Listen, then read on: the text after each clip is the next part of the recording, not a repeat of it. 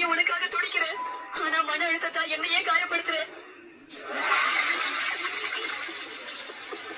நான் தான் உன் நுரையீரல். கொஞ்சமாச்சும் சுத்தமான காற்ற சுவாசி. ஏசிய போட்டுக்கிட்டு இருக்காதே.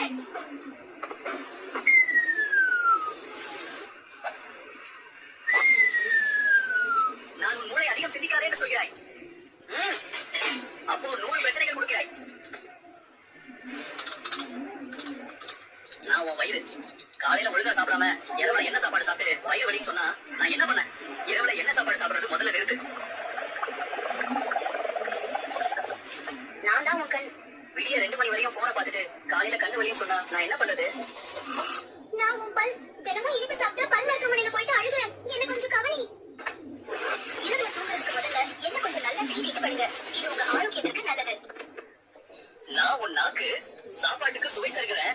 சில சமயம் உன்னை சிக்கல்ல விடுறேன். நான் உன் காது. ஊர் வம்புகளை நன்கு கேட்கிறாய். நல்ல ஆலோசனைகளை மட்டும் விட்டு விடுகிறாய். முழு நாள் உனக்காக வேலை செய்யறேன்.